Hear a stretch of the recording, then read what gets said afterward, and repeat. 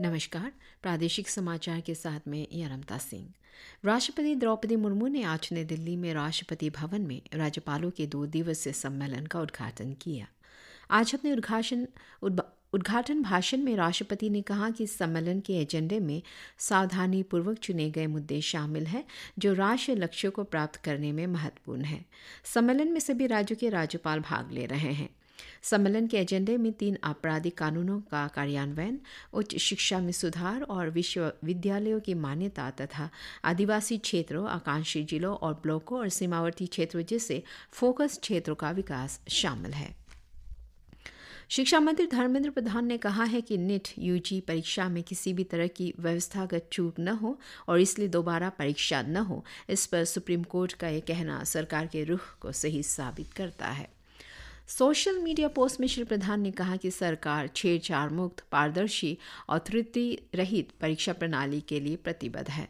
उन्होंने कहा कि इसे सुनिश्चित करने के लिए सरकार विशेषज्ञों की उच्च स्तरीय समिति की सिफारिशें जल्द से जल्द लागू करेगी।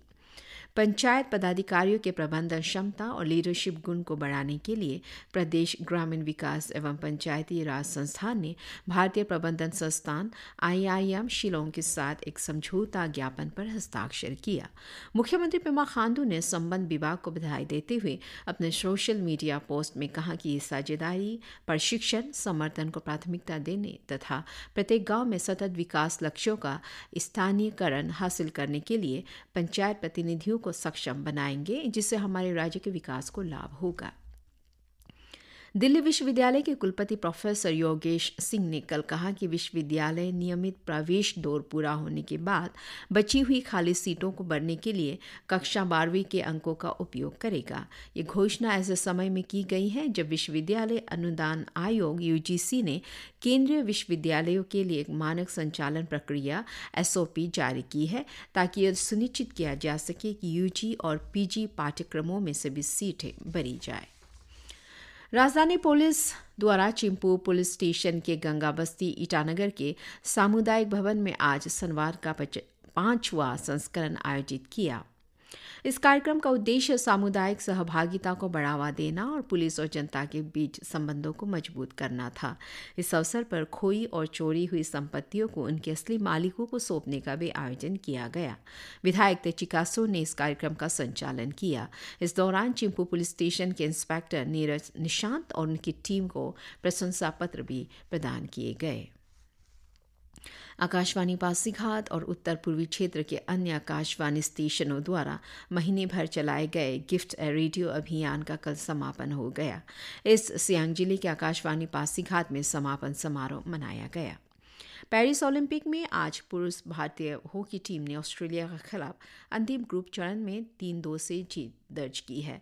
इससे पहले आज तीरंदाज अंकिता भट्ट और धीरज बोमादेवरा ने इंडोनेशिया के दियानंदा चोईरुनीसा और आरिफ पंगेस्टू को 5-1 से हराकर मिश्रित टीम स्पर्धा के क्वार्टर फाइनल में जगह बनाई।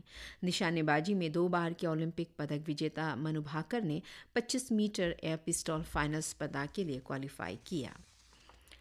दोईमुख पुलिस ने कल सोने की चेन चोरी के मामले में 2 व्यक्तियों को गिरफ्तार किया। कथित आरोपियों की पहचान बिहार के भगलपुर निवासी केदार शाह और अमर कुमार के रूप में हुई है। पिछले महीने की 28 तारीख को पीड़ितों द्वारा शिकायत दर्ज कराए जाने के बाद मामला दर्ज किया गया था, जिसमें आरोप लगाया गया था कि 2 अज्ञात व्यक्तियों ने उनके कीमती सामान की सफाई की आड़ में उनके सोने की चेन चुरा ली थी। कल अपर सियांग जिले में सिकिंग कोजी चैरिटेबल सोसाइटी और जिला विधिक सेवा प्राधिकरण यिंगक्योंग द्वारा संयुक्त रूप से जिला उप जेल यिंगक्योंग के कैदियों के लिए मनोसामाजिक परामर्श का दूसरा चरण आयोजित किया गया। परामर्श कार्यक्रम का उद्देश्य कैदियों को एक बेहतर इंसान बनने के लिए प्रेरित करना और तैयार करना था, और जब वे नागरिक समाज में फिर से प्रवेश करते हैं तो रोजमर्रा की जिंदगी की मांगों और चुनौतियों से प्रभावी ढंग से निपटना सिखाना था। कार्यक्रम के दौरान कैदियों को प्रसारण सामग्री भी वितरित की गई। मौसम विभाग ईटानगर ने अनुमान लगाया है कि दिबांग वैली, अपर सियांग और शी योमी जिलों के अलावा बाकी सभी अन्य जिले येलो अलर्ट जोन के तहत हैं। इन जिलों में अलग अलग स्थानों पर आंधी चलने और बिजली कड़कने की आशंका जताई गई है। केंद्रीय संचार ब्यूरो के पूर्व निदेशक के पंत, जो आकाशवाणी समाचार में संपादक भी रह चुके हैं, का आज निधन हो गया। लंबी बीमारी के बाद उन्होंने गुरुग्राम में अंतिम सांस ली। भारतीय सूचना सेवा के 64 वर्षीय पूर्व वरिष्ठ अधिकारी ने सूचना एवं प्रसारण मंत्रालय के विभिन्न विंग में विभिन्न पदों पर कार्य किया था। इसी के साथ ही समाचार बुलेटिन समाप्त हुआ। नमस्कार।